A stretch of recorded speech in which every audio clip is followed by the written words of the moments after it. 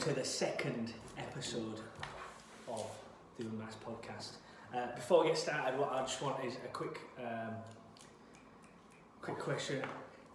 For any of the viewers out there, if you could think of a great name for this podcast, please email us in, let us know a name. Try and involve the word unmasked, or be creative, try and think of something different. We haven't really got an official name yet, so yeah, send us in some ideas on some names, that'd be great. I'd just like to say sorry for his podcast not being online yesterday. We was at his first day where it was absolutely snowed under It was crazy, absolutely crazy yesterday. So as we said in the last one, in the intro video to the podcast, we've been wanting people to send some questions in, some stories, anything like that. Send us anything you want. Now you can remain anonymous, so you don't have to let us know who you are, or we're not going to read any names out unless you choose otherwise. We're quite happy to do so, but if you want to keep it unknown, we'll do that. So before we get into some questions though, I've got just a quick question for Doug really. How's your week been so far, mate? How's last week? How was your weekend? How's this week been so far? My weekend's been great. We've had all kids in house, so it's been Nice. Really good. It's been my lass has been at work, so I've had all the boys. It's been really good actually. Been really energetic. We've been out Ebden Bridge a couple of times, a couple of walks. Last week as well, I took a girlfriend away for a birthday, and obviously Valentine's Day on the Wednesday and the Thursday. I asked her to marry me when we got proposed. She said yes. So yeah, how's yours? Yeah, mate, it's been really good. Nice, relaxing weekend. Saturday, it were pretty easy. Well, not easy really, but it was just easy going. As in, we just chilled out as a family in the morning, and then my wife and my father-in-law went to go look at another car, a bigger family car. So I had my daughter on my own.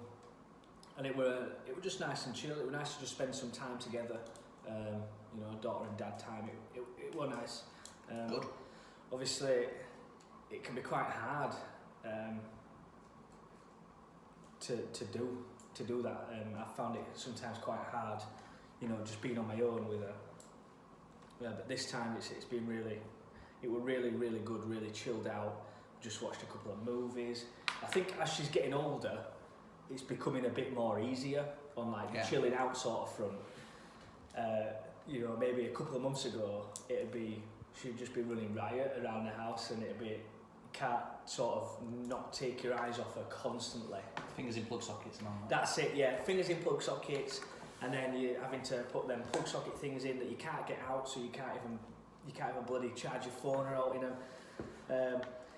Yeah, but now as she's getting older, it's getting a lot more she's getting a lot more chilled out, a lot more mellow. She's enjoying watching a film.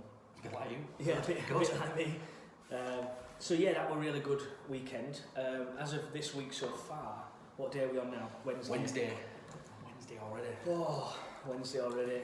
Sometimes I find it, especially now with what we do, there's just not enough hours in the working day.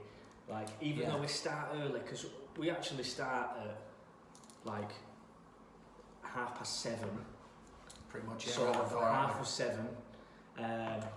And then we usually get into the office about 8:05, and we start work as soon as we get. Well, we make a brew as soon as we get in, but we start work straight away, setting up emails, getting some meetings, setting up things like that. And sometimes, even though we finish at 5 o'clock, it feels like there's not enough time in the day to get everything done that you want.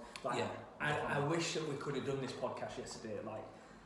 It was just on my mind all day, but then there was so much stuff that needed to be done. All the time, it's just constant at the moment. So yeah, it's been a really good week, really productive. But it's just like I said, sometimes it just feels like there's not enough time in the day. I'm glad that we can find some time this morning to get this done, because it sort of relaxes you for the rest of the day. Relaxes, then we can crack on with the rest of the day then as well. We have got another trip up to Newcastle again tomorrow. Oh yeah. So that's another early start. We're off to meet a chap that says he'd like to sponsor us. We'll talk about sponsoring us for to be his charity of the year. Yeah, that's some really good news. Really good news. So that's an early start for Logan as well in the morning. What time we're starting tomorrow?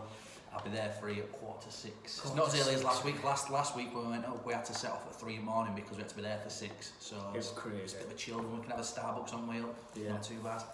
Yeah, I'm looking forward to that actually. Spending some time in the car. Just it's good, like bonding for us.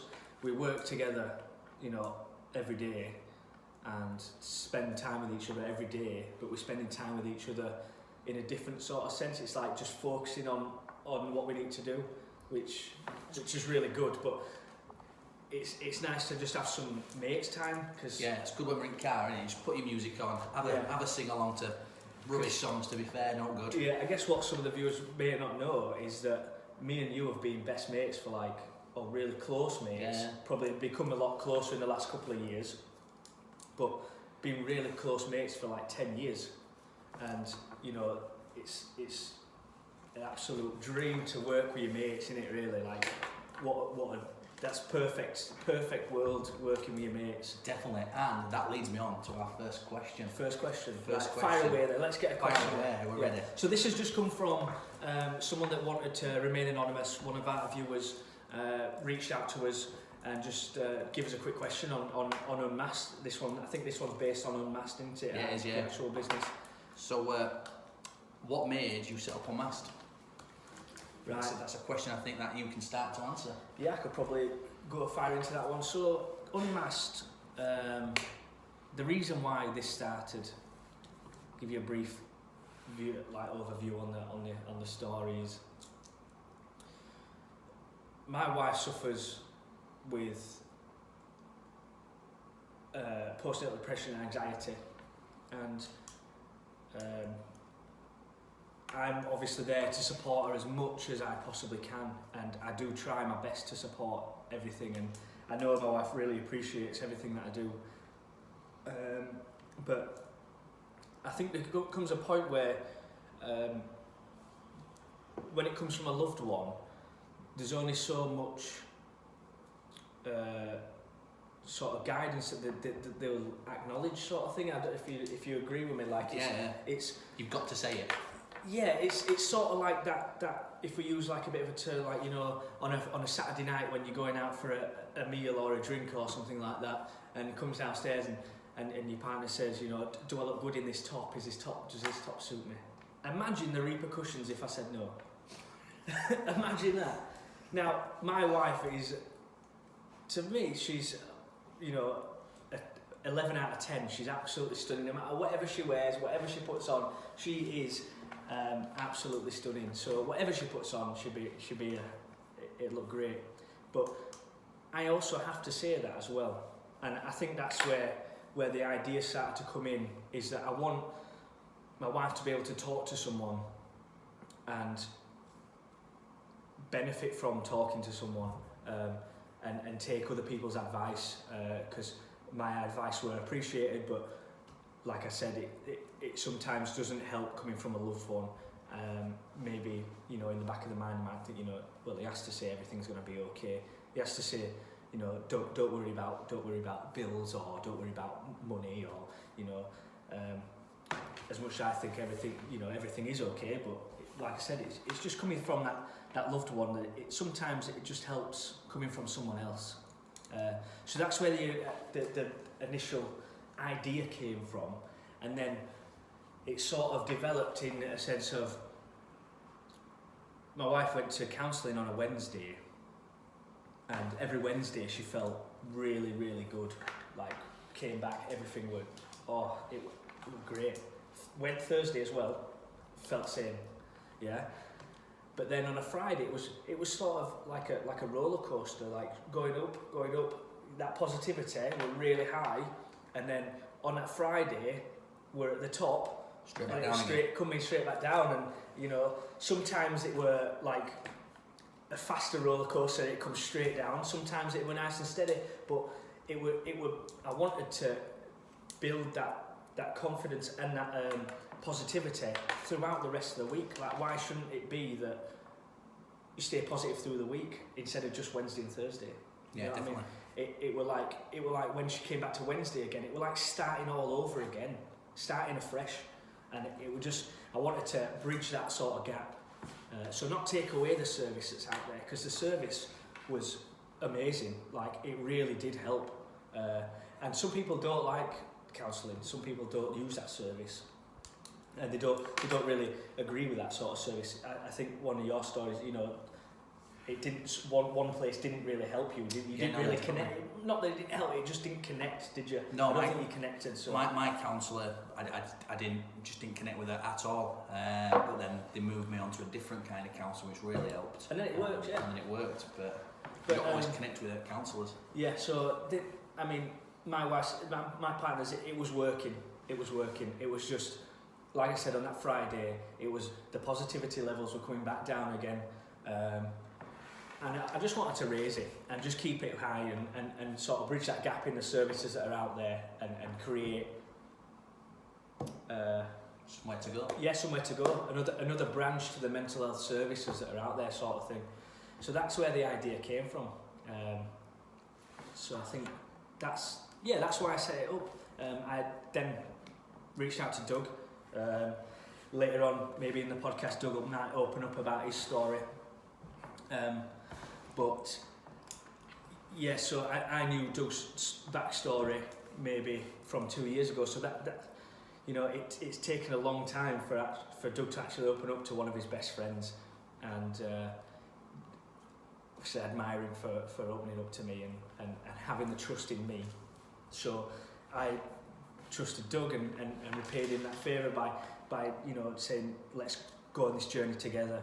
Got his heads together, didn't we? In just sat in a pub one day with a pen and some paper. Yeah, that's writing it down. Sometimes all it takes, isn't it? Just It's where the name. That's one of the questions. That's where's the name Unmasked come from? Yeah, we'll jump into that question straight away. Yeah, jump into that one. Let's go. Yeah, you fire away. The name Unmasked has come from. Imagine how I used to feel anyway when I was going out and I was getting ready in the morning. I would go to work. I would go to see my friends or whatever. I'd put my little hat on, or I'd get my coat. I'd have a shave of some sort, and then I'd look at myself and think, yeah, I'm happy. And then I'd pick up my mask, my little happy mask, put my mask on, pretend I'm happy, pretend not that I've got no problems in the world, no cares in the world. I'm happy. No one can bother me. I'd been joking, laughing about, and then I'd come in from work, take my mask off, fling it on couch, and just think, oh, thank God that's over. Another day where I don't have to, you know, I can get home. I don't have to pretend anymore. I just sit on couch, and sometimes there'd be nights when I come and I'd cry to my partner, and you know, she's been really supportive through all this, you know. So we appreciate, and that's where the name Unmasked comes from. Because sometimes we just want to remove that mask. Yeah. Do you know what I think as well? It's like Doug's told you that story about the where the name came from and the reason behind it, and I think it's such a common thing is what you know what you just described, like people putting that mask on.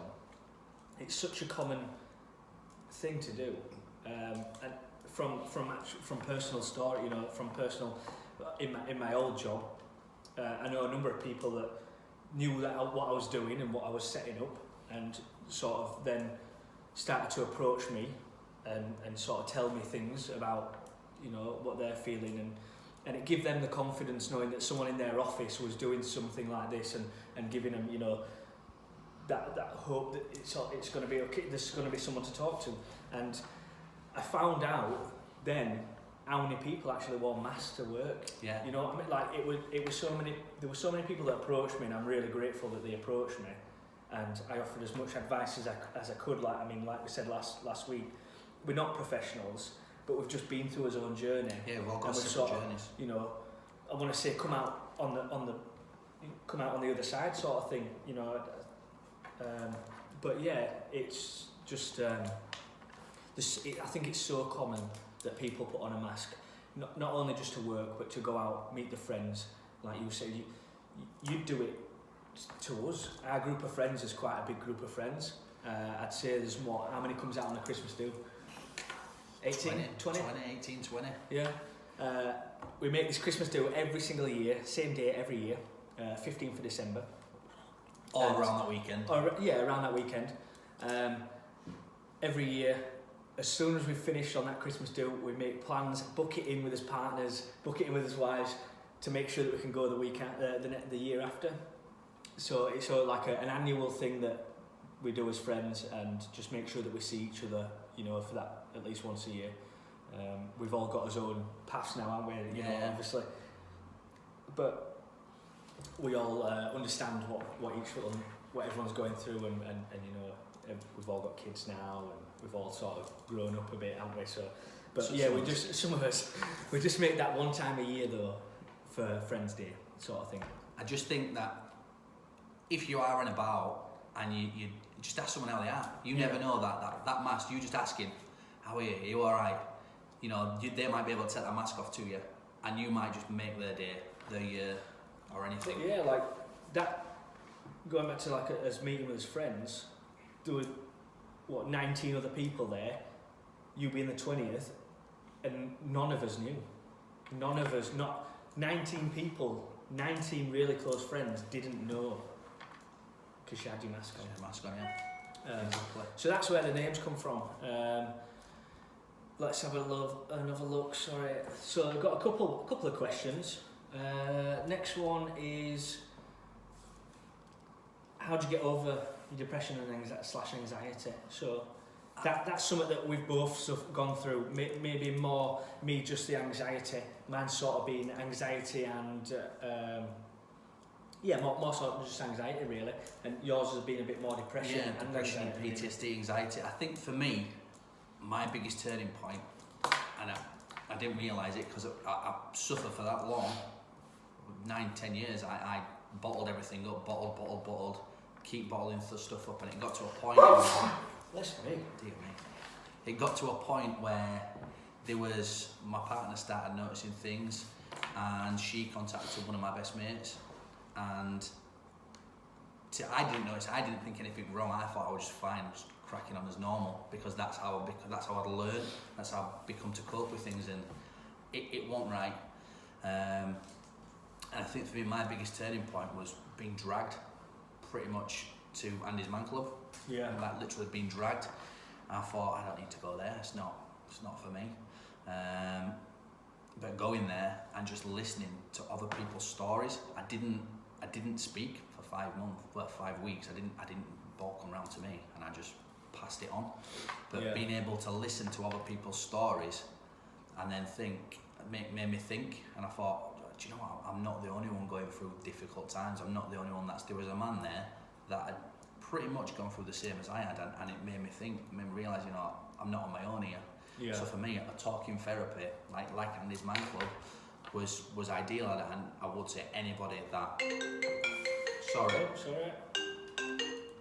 that was Robin, our business partner as well, just trying to get hold of us. Yeah. But yeah, he's going to ring you in a minute. Yeah. So I would say anybody that is going through any tough times, talk to someone, because for me that is how I think if it had been for that and his Man Club, I might not be here, or I might still be sat at home. And if it hadn't been for my partner and one of my best mates dragging me there, then who knows? It's just important to talk.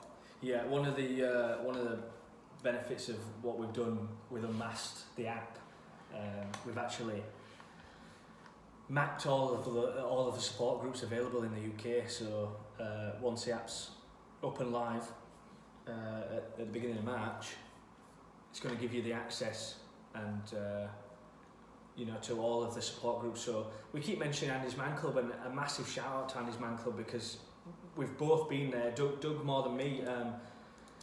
I facilitate. It's taken me on a journey where at one point I wouldn't have been able to do anything. I now facilitate on a Monday night in Hebden Bridge. Yeah, so that's how much it's helping me talk. How much it's changed. Yeah, me personally, I only used Andy's Man Club maybe 2-3 times I came, because that's all it needed for me. That's just me though. That's just me. Doug, you've been, how long have you been there? Sorry, like two years. And now Doug's got to a point where he wants to help other people. So it sort of, his journey's changed course, would you say a bit? Yeah, definitely. But yeah, that you know, just getting out and just been talking about it really does help, and I can't really emphasise how much it does really help. That sort of leads on to my story on what helped me with my anxiety, and it was a bit more like anxiety and sort of insecurities at the same time, sort of not really knowing sort of thing. So I mean, I'm going to let you into a bit of my backstory today. I don't mind. So I'm 26, yeah, nearly 27, and Spring chicken.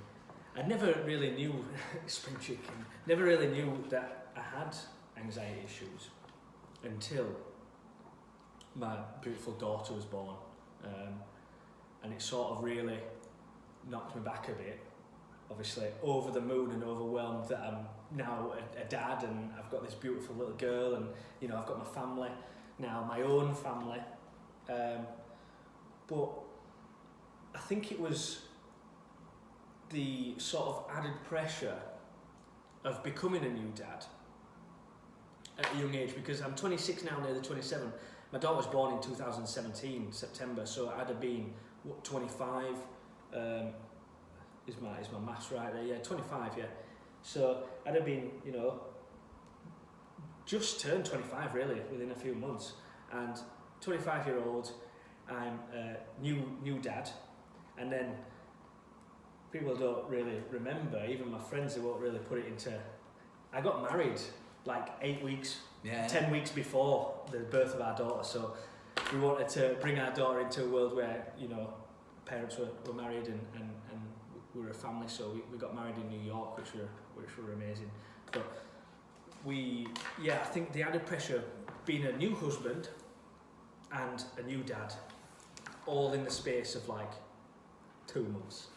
It was quick, wasn't it? Yeah, it was quick. So I think some of the thoughts running through my head, it didn't really affect me at work and as such, because I think I could, with what I did, my background is with the local council and working in being involved with lots of different services. I was a customer service advisor, so sort of being on the front line, talking to lots of different customers about how we can help, or you know, what directions to take for council tax or housing benefit, or helping with like universal credit claims, or just doing a number of different things, blue badges, all that sort of stuff. And I think there was so much going on at work, it sort of, for me, pushed some of the stuff to the back of my head. Yeah. But them stuff would come back as soon as my head hit the pillow, because you go from that working environment to the home environment where you've got you've got a little baby, and you've got your partner, and you're making dinner, or you're doing lots of different jobs. You're making bottles, or you're changing nappies, or your head's full in it all the your time. head's always full. And then as soon as head hit the pillow, how am I going to pay for rent? Am I doing the right thing? As in, you know, am I in the right job? Can I pay for the rent, the mortgage? Can I make sure that the bills are on time? Can I do all these things? Am I being a good dad? Am I doing the right thing? And that's where mine started really. So it was just sort of the added pressure. And I think the biggest step that I ever took to sort of overcoming my anxiety was actually just taking 10 minutes out and sitting down with my partner and just telling her how I felt, and just said, this is how I feel. See, for me, it's a bit different. I think I really help, like it really helps my partner talking to me, whereas with her story, it helps her going to counselling, you know. But it really helped me, her just saying, you've been a great dad. Yeah. You know what I mean? You've been a fantastic dad. Which you are. Thank you. Which you are. Thank you. You know, you've been a great dad. Look at the bank. Everything's getting paid on time. Stop worrying. We're going to be fine. We're going to be fine. It's going to be okay. You know, the evidence is there. It's fine. So that's what helped me. I think that was the first step. So that was the biggest step probably to overcoming it. So I was maybe like 50% there.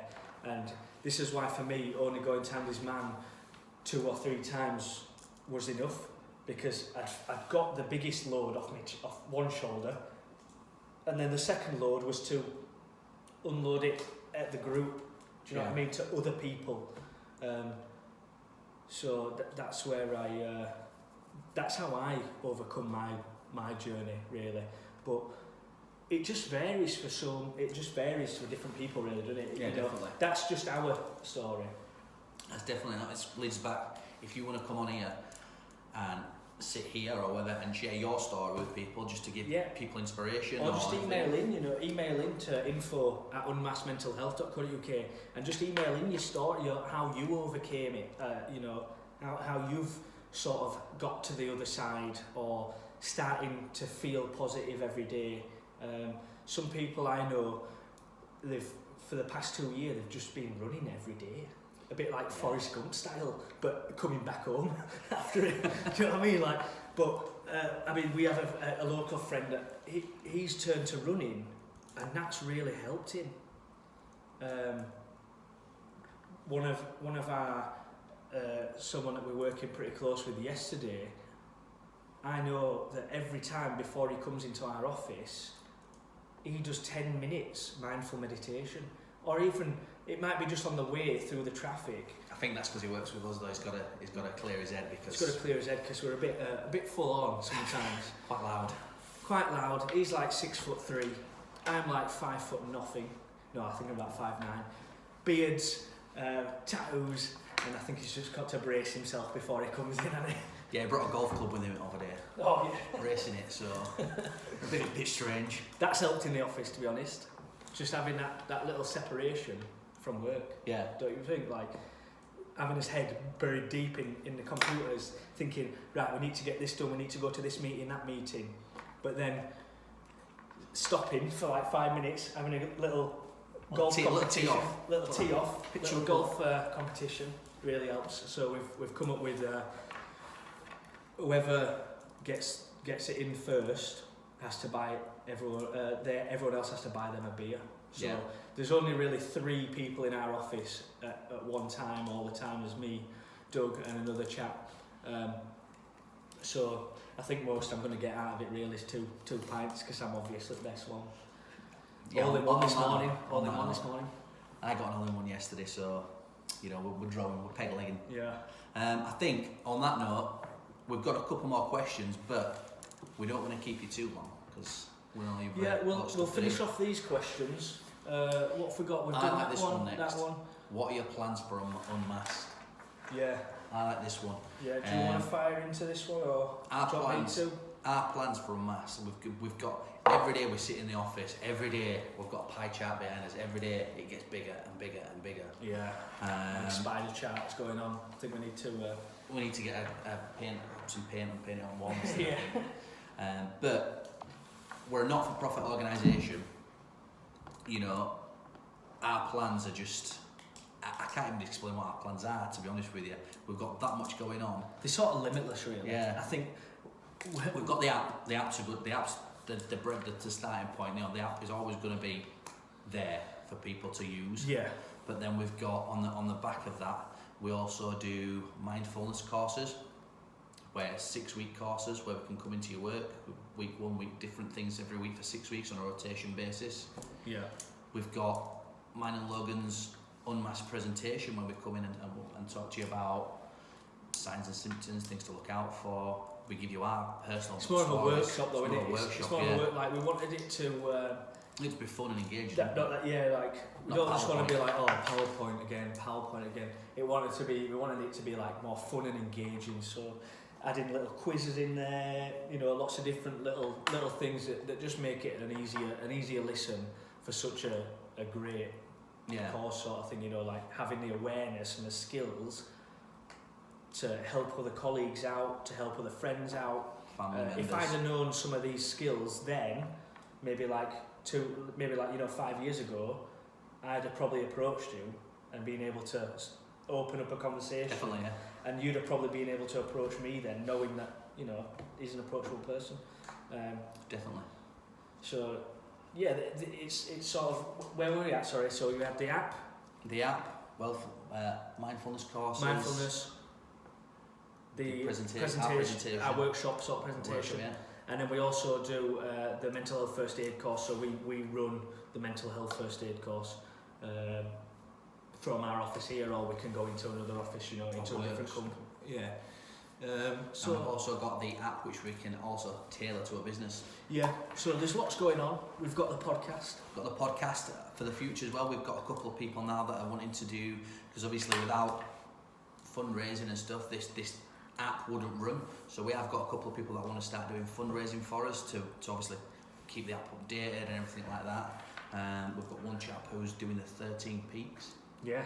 Which I've never even heard of 13 peaks, mate. I kindly said. I know 3 peaks, but I kindly said, oh yeah, I'll do that with you. And then looked it up and I'm like, oh god, yeah, I should have said that. Yeah. But yeah, we're doing that. So if you want to do any fundraising for us to keep us going and help us keep going, basically. Yeah. Definitely. Just let us know. Write us an email. Yeah. Let us know. But in the future, we are looking to develop the app into schools as well, so we can get obviously like a child version, not child version, like a youth version of the app for schools to That'd use. Be really good, wouldn't it? Like if we had one for just the schools to use. That's one of his goals, one of his sort of dreams to be able to reach into the younger generation. Now I saw yesterday on social media a really upsetting post about this. A 10-year-old's son, I think it was 10-year-old son, out of the blue started feeling really down and stuff, and it was down to it was actually down to like online bullying through games and playing Fortnite and Roblox and all them, these kids games, and stuff like this is happening. Yeah. So, it's going to be one of our main priorities is to try our hardest to get the amazing things that we're doing now for 16 plus for younger people. There's if anyone's watching with kids and are going through a tough time, there is a service out there that's called Couth. Let me just find the website here for. Just while you're finding that, I think I'll finish this off. Yeah. I think for us, at Unmasked, what we want to be is when you go to your doctors, and for me, they said, oh, go see this counsellor, go see this counsellor. We want to be one of them services where the doctors, have you tried Unmasked? So we want to get counsellors, like volunteer counsellors, to come and work for us, and we want to be another service just for people to go to bridge that gap. Really, that's what we want to be. There was talk about doing some stuff with the homeless as well.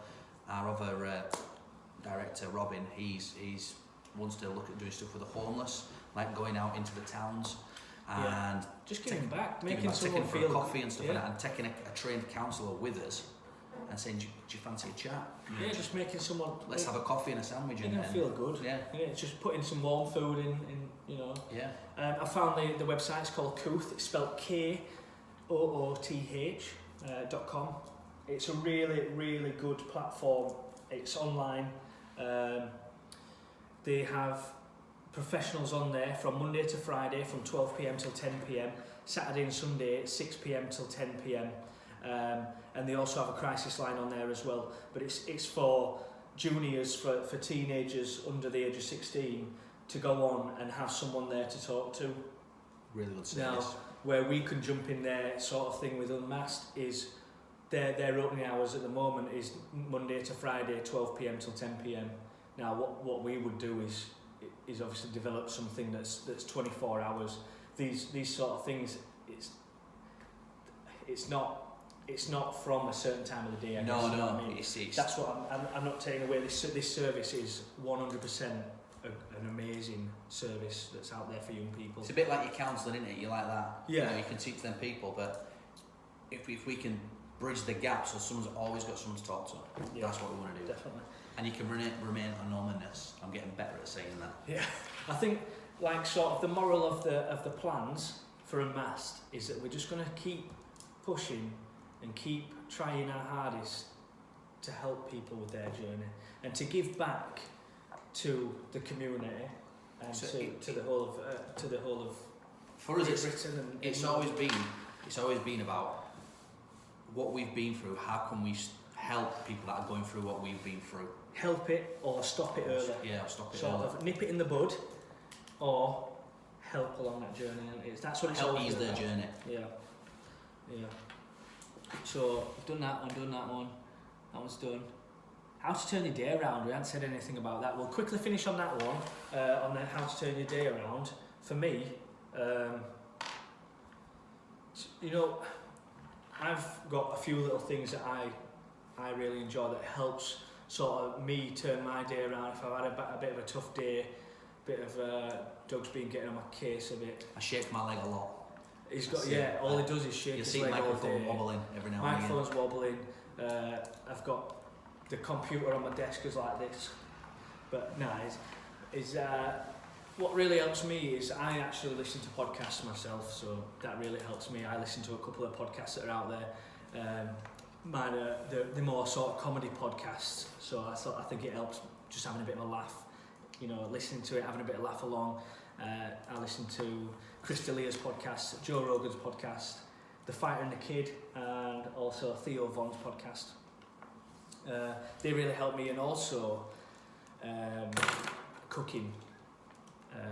Cooking really helps me relax. I think I listen to get a few songs on that I like, and just get cooking, make a big meal for the family, and it really does help me relax. I think just in that, focusing on something helps me relax. Sometimes at work it's a bit everywhere, here, there and everywhere, innit? We're doing emails here, but on that screen we're doing something different, and then you're doing something different, I'm doing something sometimes we have 4 or 5 things going on at once, whereas if I'm cooking, the only thing I have to think about is prepping the food, chopping it up, putting it in the pot, dishwasher, washing up, it's just that little routine, getting my head involved in that one thing, that one activity, really helps me change my day around. I think there's a number of things for me. My main thing is when I finish work and I've done what I've done, I've dropped Logan off, I'm sat in traffic, do you know what I like to do? I just like to turn the music on, turn it up full blast and just sing along. Yeah. I'm not bothered who's watching me. If somebody's watching at the side of me and laughing at me, I just turn my head and sing to them. To me. We have a right sing along, don't we, on the way up to Newcastle? Yeah. Oh. I just like turn, and it gives me time to process what's going on through the day, what I'm doing when I get home. I obviously enjoy going home and just being with my partner and kids. I just love it. That to me, that's the time to relax. That's how much get through the day. I just relax. I've got a number of things. I'll tell you more each week if you want. Yeah, I'm sure every week there's probably something different that crops up that's really helped. That helps you relax. Last night, I usually get a shower. And last night I had a bath for a change. I thought, smash a bath. Got a new soap, goat's milk soap. Speaking of baths, right? You're gonna laugh at me. When I went away, when I took Becky away of the weekend, we've got a shower at our house. We don't have a bath. Yeah. I hadn't had a bath properly for like 2.5 years, 3 years. Oh, it makes you proper love it. It was the same for me when I lived in Australia. We went to this hotel and there were a jacuzzi bath. So I went out. We went out to local town, to nearest town, I think it was Cheltenham, and I went to Lush and bought some bath bombs. Yeah, man. And I had a bath bomb for a week. To me, that was a night that was relaxing. To me, girlfriend was laughing at me. She took a video of me pretending I'm a little mermaid and stuff. And to me, that's how I relax. I want a bath in my house. Yeah. Sometimes it changes, doesn't it? Sometimes you probably don't even think like that. Where you go, I need to have a bath to relax. You just do something different. You find that other little niche pocket that helps you relax, and I think that's key. Right, let's wrap it up for today, mate. But if you do think of anything, any questions, if you want to come on, if you want to be a guest speaker about anything, just email us at info@unmaskedmentalhealth.co.uk, and we'll see what we can do for you. Yeah, make sure you pop in there. If you do email us, let us know if you want to remain anonymous. I think maybe the best way to do it for us would probably... if you can header it podcast as well, so we know we get a lot of emails into this box at the moment. So if you can header it podcast so we can pull that out and put it into a file, we know what we're looking for. We know what we're looking for, and... if you can't get to us as well, if you're pretty local, we can come to you and set up in your house. We'll bring us little flyers, microphone and stuff. And we can come to you, it's not a problem. So I think that's about it. Yeah, so wrapping up on that one, email us in. Let us know of an idea for a name for this podcast. I think what we came up with. What did we come up with? Unmasking. I don't know if we've got with that. Just like Unmasking podcast. I'm sure you guys will be a lot more creative, but yeah, I'm looking really forward to the weeks to come. Yeah, we'll try and do it every Tuesday. I know it's Wednesday, but we'll try and do it every Tuesday. That way we can reflect on the weekend, things that have happened, and things that have happened during the last week as well. Again, I apologise that it's Wednesday now. It's just we was extremely busy yesterday. Yeah. More busier than we imagined we were going to be because we've got to put things in diary, if I'm honest with you. Learning curve. Yeah, right. Yeah, that's it. Is that it? That's it. Right, see you next week. Bye.